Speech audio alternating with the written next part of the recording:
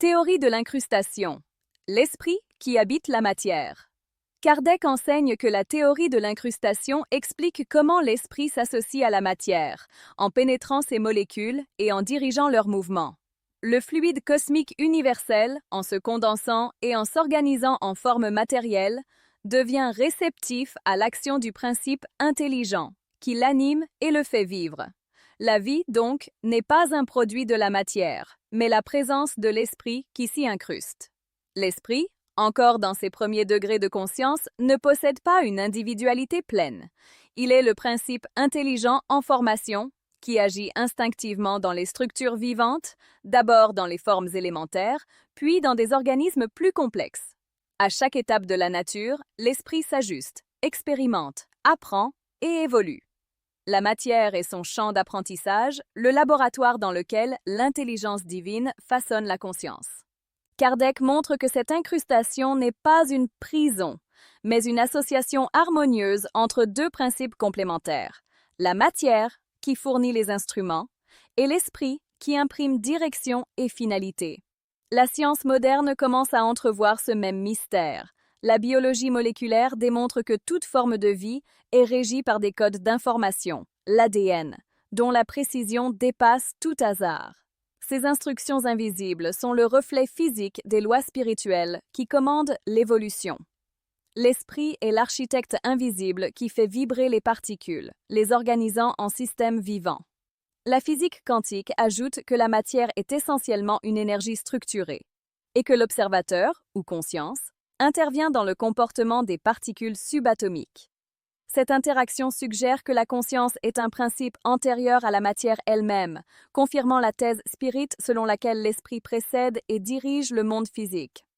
Dans ce contexte, l'incrustation est la manifestation microscopique de la présence de l'esprit dans les bases de l'univers. Dans le règne minéral, le principe intelligent dort. Dans le végétal, il rêve.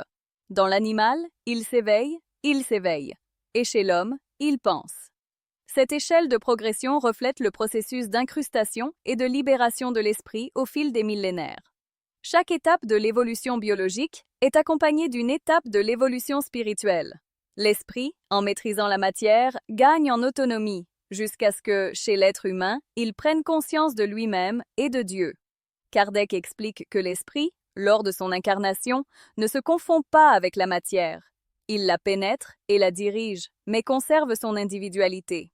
Même chez les organismes primitifs, le principe intelligent agit sous l'influence des lois divines, s'adaptant aux conditions de chaque environnement.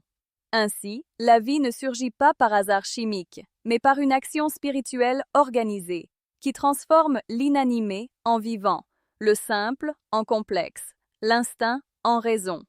La neuroscience moderne, en étudiant l'esprit et le cerveau, montre que la conscience ne peut pas être réduite à des réactions chimiques.